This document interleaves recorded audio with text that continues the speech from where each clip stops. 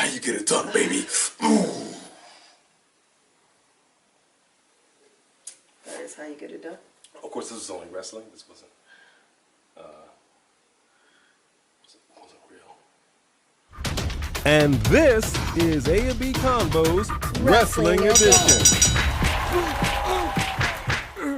Welcome everyone to the most must-see wrestling review show on YouTube. Welcome to A&B Convo's Wrestling Edition. Oh man, what a week it was in wrestling. Kinda, sorta. Kinda, sorta. I mean, it's hard for them. I mean, we went from just like, oh my God, how are they going to do this? How are they going to have people wrestle to, you know, being more invested in some of the stories that they have going on. But some of the stuff they're doing just doesn't make sense. So, like, let's just jump into Raw first and foremost. Okay, so yeah, we're going to be Monday Night Raw, the Wednesday Night Wars with NXT and AEW, and of course, SmackDown Live.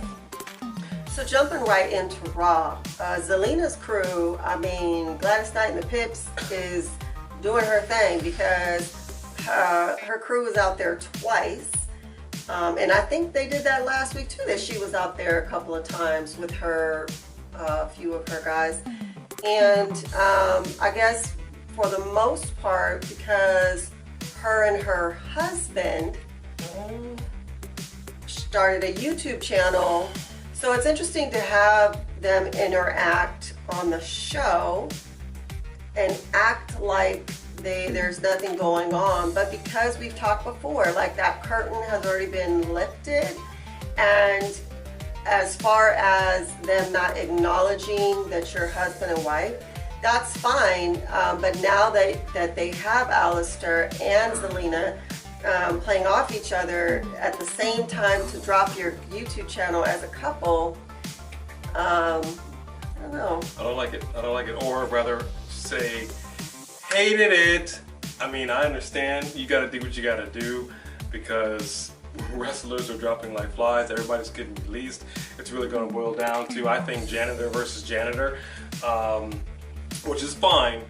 But, and we've seen their YouTube channel, but it's weird to have them kind of do digs at each other. I would rather there be no real interaction with them at all. Right.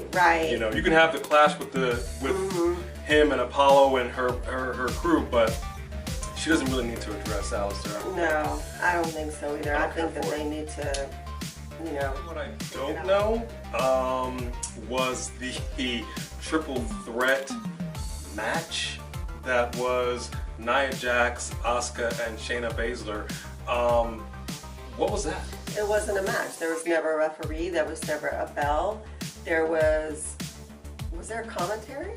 I think that there was commentary. It was commentary. It was almost like one of those backstage brawls, but at the same time, like you're so out of talent that you're reusing people in the same night.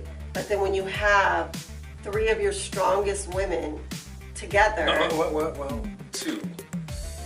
Shayna's not in. Okay. And in their eyes, these are all heavy hitters, right? I suppose. So my point is that they could have actually had a real match, like put a rep out there, and it would have lasted long enough that you wouldn't have needed to recycle the same people in the same night. But it should have been a match. Unless they're going to redo this week, this should have been a match. This was an important match, and it just ended up being one big schmoz, melee nonsense with the ladder. Right. That, again, didn't really make Shayna look good at all. Made Nia look better than anybody. And Asuka is better than that. So, didn't love it. Oh yeah, it was over way too fast. Yeah.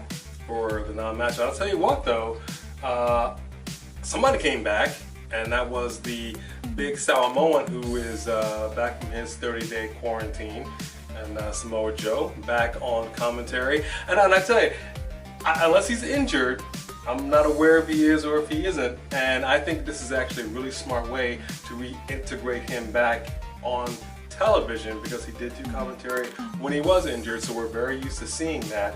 He looked quite comfortable, and I really dug it. It's good to see him back. I understand he's on Raw, so it is what it is, but I really was hoping that they would somehow bring him back to SmackDown and have him on commentary, and then when Sheamus is over here punking Cole, which nobody wants to see, then he's like, you want to pick a fight with somebody, and then they go at it because they're two so super tough guys, but in very different ways that I really wanted to see that come together.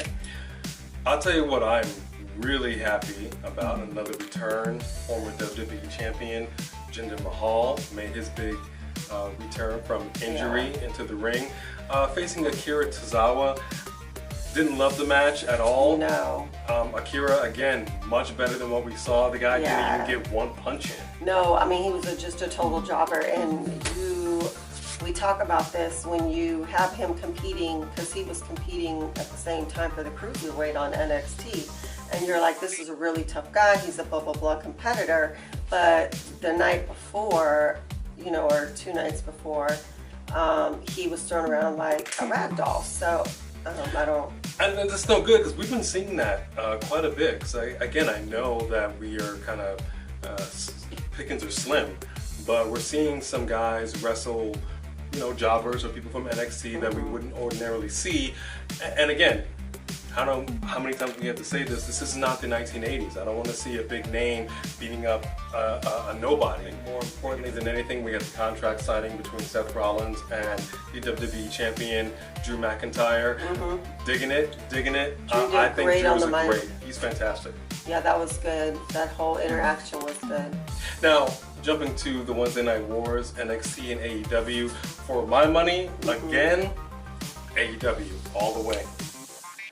I'm gonna disagree because Keith Lee, as long as you have Keith Lee on your roster, he is so strong, and he's not someone who only throws around small guys. I mean, Damian Priest is a big dude. He can move, and he could take a hit and keep on going. I mean, Keith Lee is just freakishly strong, and I just feel like he's going to be champion for a really long time. It's always entertaining to watch him fight, and on top of that, the match with his girl and Charlotte, man, that was a really, really good fight. So, I thought the show was pretty solid. It was a solid show. The ladies definitely showed out. They put in some work. Definitely like what I saw there. But I gotta tell you, for my money, AEW, they just have better content. They're way more creative with their programming than what I've seen on NXT. Even with the Newly Bros show, which was funny. It was funny. But I gotta tell you, you've got the wrestlers out at AEW, the Bubbly Bunch. Just fantastic. Yeah, the Bubbly Bunch is really funny, and they did such a good job with bringing other people in. That was great. That was great. You had some decent matches. You had some chairs, some tables, and drew some blood with Dustin Rhodes. I don't want to keep seeing him bleed. He's such a bleeder, and I see that doesn't good. Hey, for me, AEW, but NXT. So we'll call it. So now SmackDown Live, which is the flagship show, was okay. It had some highlights. For me, for sure, I definitely love the Sonya Deville, Dolph Ziggler, Mandy Rose, Otis, just that whole thing. Finally seeing a really aggressive side to Sonya Deville. Oh yeah. That I love. Yeah, you've been waiting for this. And not only that, but I like that Mandy isn't just being like a total pushover, like, oh, I just can't do anything. She's, she can fight, and she was being impressive in the match with Carmella. The match itself was okay, but then when Sonya came out and beat down Mandy, that was more brutal than the actual match. Yeah. And in those few seconds, it was much more aggressive than the entire match with Mandy and Carmella. Right. And Mandy actually got an injury, pretty bad injury, to to her thigh. So She did. you know, what are you going to do? But we did have some Money in the Bank qualifying matches. Unfortunately, Manny did not win hers, so Carmella does go on to Money in the Bank. But Otis did catch the W on Dolph Ziggler. He did, and to be honest, I actually wanted Dolph to win, not because I'm not a fan of Otis, but because I feel like Dolph, it would be a good moment for him and Sonya to shine at the same time, like with her as his enforcer. I was surprised she didn't come out and interfere with the match at all, and it just was kind of uneventful at the end. Really wanted to see him end up with the Money in the Bank, but I would actually like to see that, just to see how the interaction with Sonya Dolph will continue to go on. Maybe she is a bit of an enforcer, but my money's on Otis. Win it all the way. Money in the Bank. What I am invested in is this Wyatt family reunion of sorts, and I like how in the Firefly Funhouse you had Bray read a wonderful tale of Wyatt family long lost, and he did mention everybody left him. I'm all about it right now. yeah, it's a great storyline. It's great. But I'm telling you right now, Braun better hold on and he better retain that championship. This is a rivalry that I'm very much interested in seeing go on for a little while. Oh yeah, there's So- sometimes with rivalries where like you're still doing that, but with this one, this is a good one. Which overall, and I'll say this, and I think we can close. Honorable mention, almost forgot, referee Aubrey, man, she knows this. You so are entertaining. just as entertaining as the wrestlers, if not more so. You always push the match to the next level because if you watch her, first of all, I think that she helps with the force, you know what I mean? But like you'll see her, like someone will get hurt in the back, she's like, oh, I felt that. And I'm like, dang, like it's just great. Love it, love It's it. great. She's highly entertaining. I don't know how WWE let her go, but hey, their loss is AEW's game. Thank you guys once again for joining another AEW Convos Wrestling Edition. and we will see you Down the road. Thank you, Bone Crusher. Thank you.